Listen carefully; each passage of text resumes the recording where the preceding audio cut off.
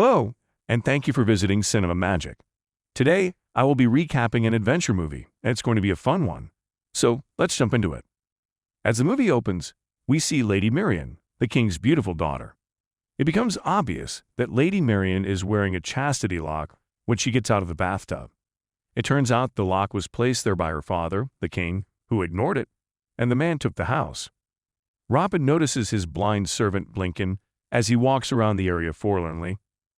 The two are happy to see each other again after a long time, but Robin soon feels sad when he hears that his family has died. As the two talks, Blinken pulls out a pendant that he says holds a treasure and tells Robin that it was his father's last gift to him.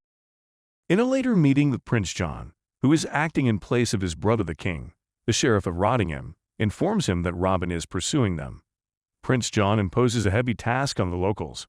Prince John goes to meet Latrine for help. Latrine agrees to help, but in exchange, she asks John to help her get together with the sheriff or crush.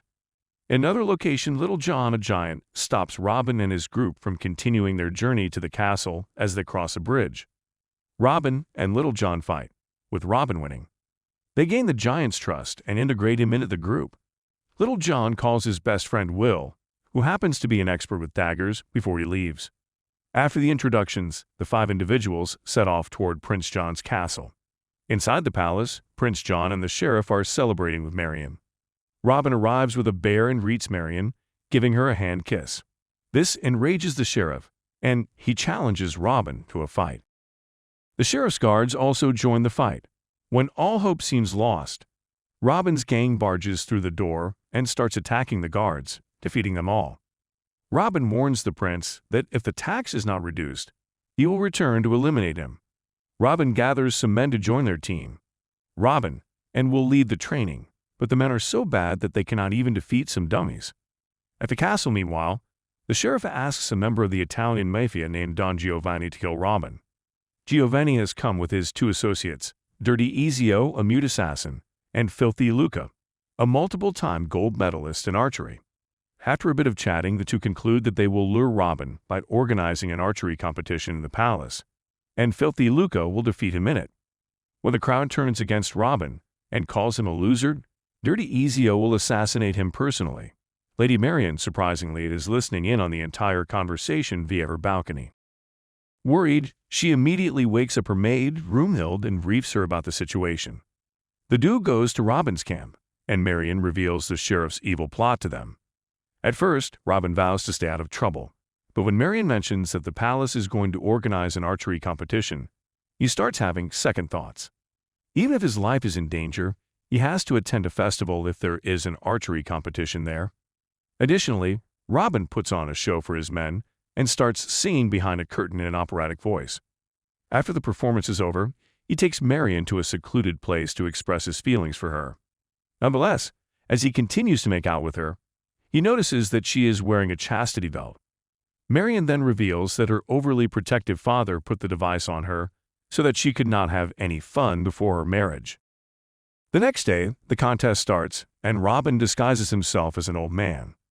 Others are eliminated, leaving only two.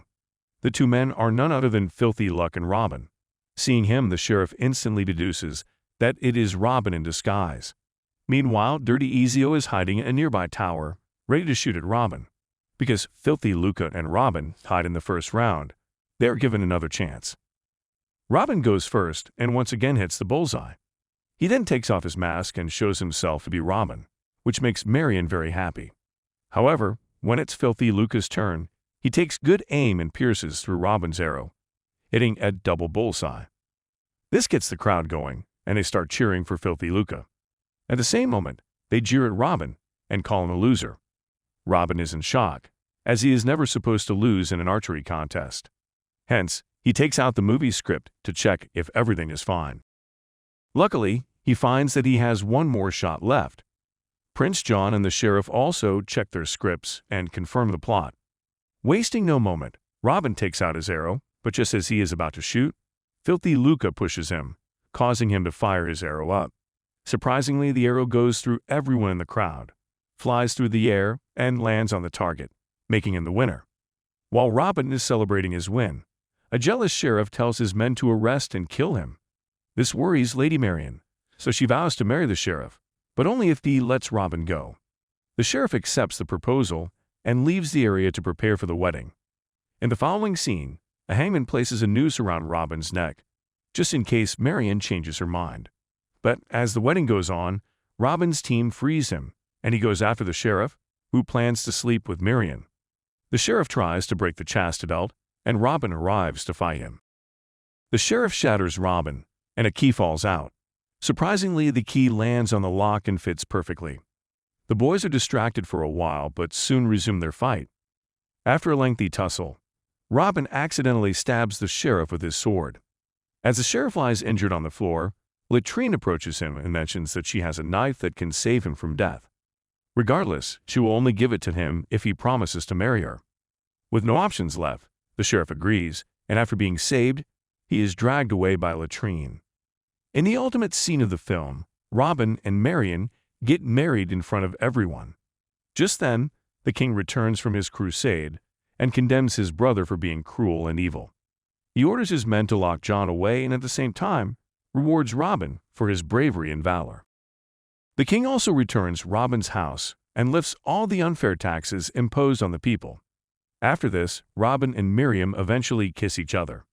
In the post-credits scene, as Robin attempts to deflower Miriam, he discovers that even with the key, the lock won't open. The film terminates as Robin calls for a locksmith.